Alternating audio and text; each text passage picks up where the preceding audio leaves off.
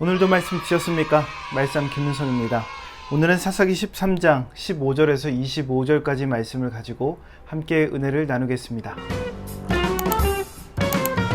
자신의 아내에게 아들의 탄생을 예고했던 하나님의 사자를 다시 만나기 위해서 기도하고 간구했던 마노아가 하나님의 사자를 만났습니다. 마노아는 하나님의 사자, 여호와의 사자를 만났음에도 불구하고 그를 여호와의 사자라고 생각하지 못했어요. 하나님의 사람이나 선지자, 예언자 정도로 생각했던 것이죠. 그가 예언한 아들을 낳는다는 이 말이 불임 가정이었던 이 마노아의 부부에게는 굉장히 간절했던 그런 고백이었을 겁니다.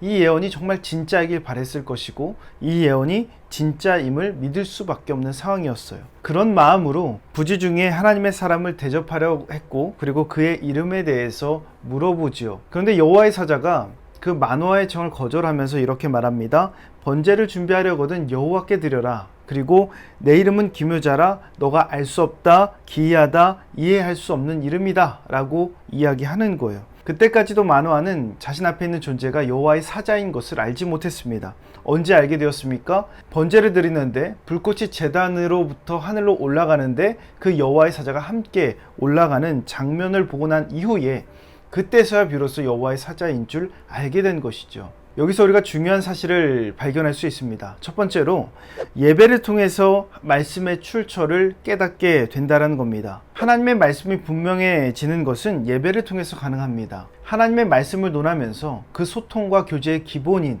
예배가 바로 세워지지 않는다는 것은 말도 안 되는 이야기입니다.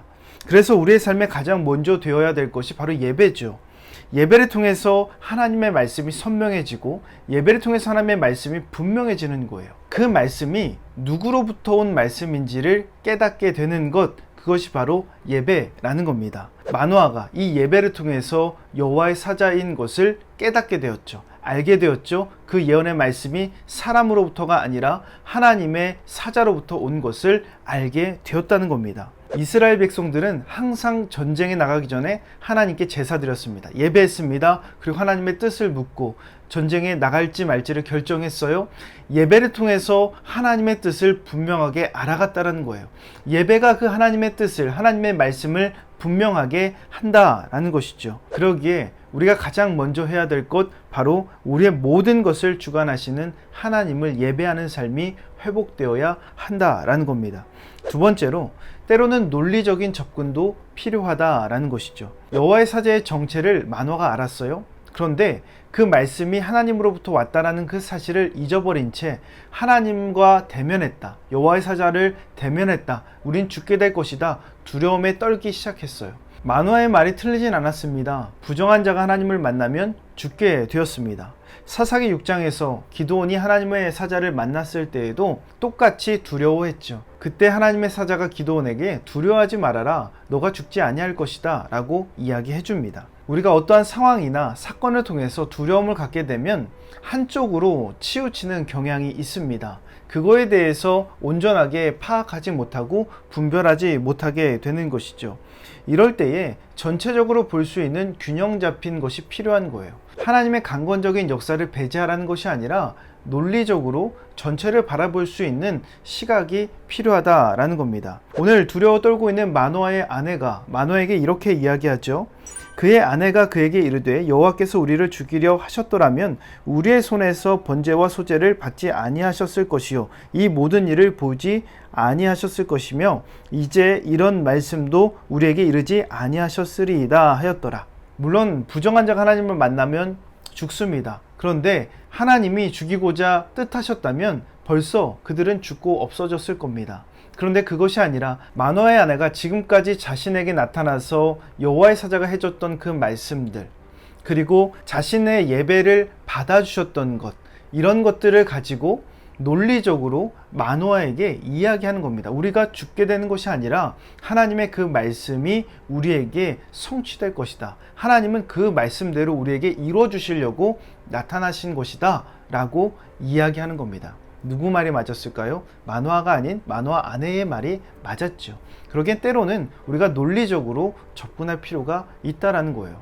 그러나 이 논리적이라는 것이 단순히 우리의 생각과 우리의 기준과 우리의 뜻으로 하는 것이 아닙니다. 하나님께서 우리에게 주신 객관적인 기준, 바로 이 성경 말씀을 통해서 논리적인 해석과 논리적인 검증이 필요한 것입니다. 그러기에 항상 이 성경을 기준으로 내 삶에 일어나는 사건과 현상과 상황들을 해석해내고 그것이 하나님의 뜻이 맞는지 아닌지를 더 자세하게, 더 상세하게, 더 분명하게 분별할 수 있다라는 겁니다. 우리가 오늘을 살아갈 때 하나님의 뜻은 무엇인가 그 분별해가는 과정 속에서 먼저 기억해야 될 것, 하나님을 향한 예배가 회복되고, 그리고 이 성경의 말씀을 통해서 논리적인 기준과 해석이 우리의 삶 속에 일어나야 된다라는 것입니다. 그럼 믿음의 삶을 살아갈 때 하나님의 놀라운 은혜와 역사가 일어날 것을 주님의 이름으로 축원합니다.